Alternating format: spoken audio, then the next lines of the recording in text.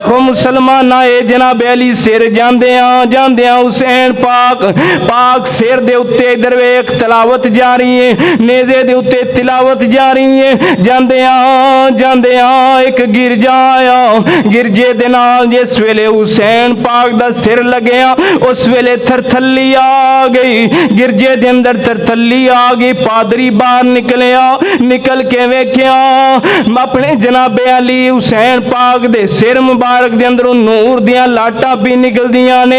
है पादरी सी पर जिस वेले बाहर आया है आके वेखदा की है, वेखदा है वेख के सूरत कहंदा है ऐ हुसैन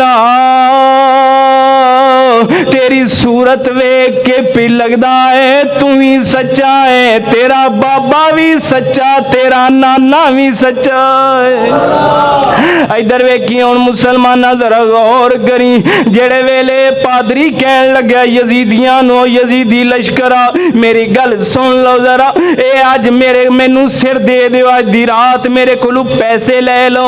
हुण यजीदी लश्कर पहले माल ते विकण वाला सी, उन्हां ने 20 दिरहम मुकाए, 20 दिरहम सानू दे देवी ते साडे कोलों सिर ले ले।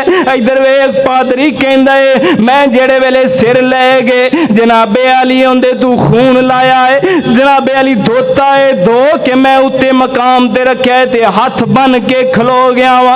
अद्धी रात दा वेला होया, वेला जिस वेले अद्धी रात दा होया है एक आवाज आई है ओ पादरिया बाहर चला जा, असां दे पुत्र दे नाल कोई गल करनी है। इधर वेखो लजपाल वे मेरे पुत्रा अते करबल दिया शहजादिया वेखो तेरी आइए अम्मा ओ बैठे तेरा नाना। इधर वेख मुसलमाना जरा गौर करी, ऐ तुझे बोलो जरा एक बारी सुभान अल्लाह अल्लाह।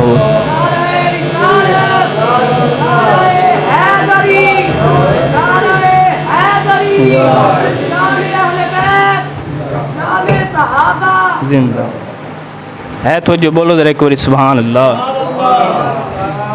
आप स्पीकर ना केड़े चलन वाले आप भी चलन वाले, बोलो जरा एक बारी सुभान। साडे बुजुर्ग केड़े होंदे स्पीकरां दे मोहताज रहने गौस पाक मीरा लखां दा मजमा हुंदा सी ते आप बयान करदे हुंदे सन ते जिवें पहला बंदा सुनदा सी उंज ही आखरी बंदा सुनदा हुंदा सी। साडे बुजुर्गां ने तबलीग कीती ते बगैर स्पीकरां तो दिल बदलदे रहे ते असां कदे उन्हां दी सुन्नत अदा करनी पवे ते कर लेनी चाहिए, बोलो जरा एक बारी सुभान अल्लाह। इधर वेखी हुण मुसलमाना जरा गौर करी, जेड़े वेले पादरी ने कहा अज दी रात मैनू दे दिता जावे सिर, जनाबे अली पादरी सिर ले गए।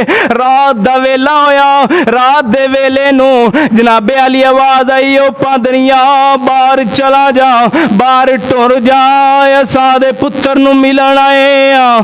हुण बीबी फातिमा तू ज़हरा आईयां ने, रात नू आप पाक हुसैन दे सर मुबारक नू चुमदियां रहियां ने। पाक नबी पाक सल्लल्लाहु तआला अलैहि वसल्लम भी तशरीफ ले आए ने।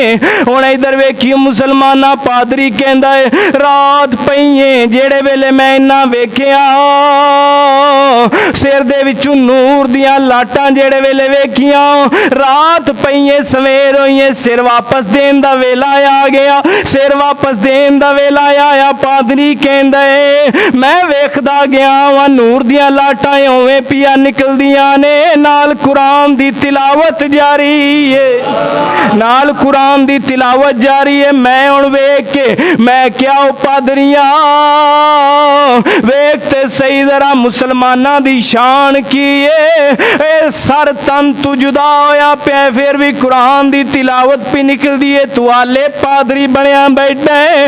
आ पादरी कहंदा है मैं उत्थे सर मुबारक नू वेख के कलमा पढ़ गया वा।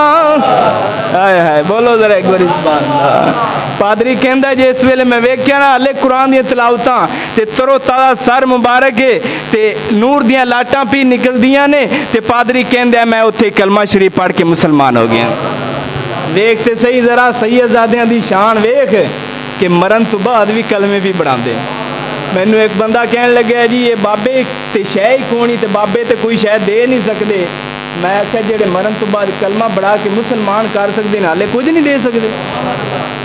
मैं आख्या जेड़े अपने सर तन तो कला सारा जिसम भी नहीं ਕੱਲਾ ਸਰ ਮੁਬਾਰਕ ਹੈ ਤੇ ਉਹ ਕਲਮਾ ਵੀ ਬਣਾਉਂਦਾ ਹੈ ਤੇ ਬਾਬੇ ਹਾਲੇ ਕੋਈ ਸ਼ੈ ਨਹੀਂ ਦੇ ਸਕਦੇ ਬੋਲ ਤਾਂ ਸਹੀ ਹੈ ਜ਼ਰਾ ਇੱਕ ਵਾਰੀ ਸੁਭਾਨ ਅੱਲਾ ਇਹ ਤੇ ਪੁੱਛ ਨਾ ਜਿਹੜੇ ਕਲੰਦਰ ਪਾਕ ਕੋਲ ਫੈਦ ਲੈਂਦੇ ਨੇ ਰੋਜ਼ ਕਿ ਬਾਬਿਆਂ ਕੋਲ ਕੀ ਲੱਭਦਾ ਹੈ ਕਦੇ ਦਿਲੋਂ ਜਾ ਕੇ ਕਲੰਦਰ ਪਾਕ ਦੇ ਦਰਵਾਜ਼ੇ ਤੇ ਹਾਜ਼ਰੀ ਦੇ ਕਸਮ ਖੁਦਾ ਦੀ ਜਿਹੜੀ ਸ਼ੈ ਮੰਗੇਗਾ ਨਾ ਪੂਰੀ ਹੋਵੇ ਤੇ ਫਿਰ ਆਖੀ ਇਹ ਤੇ ਸਾਡੇ ਕਲੰਦਰ ਦੀ ਸ਼ਾਨ ਹੈ ਤੇ ਪਾਕ ਹੁਸੈਨ ਦਾ ਕੀ ਮਕਾਮ ਹੋਵੇਗਾ ਪਾਕ ਹੁਸੈਨ ਦਾ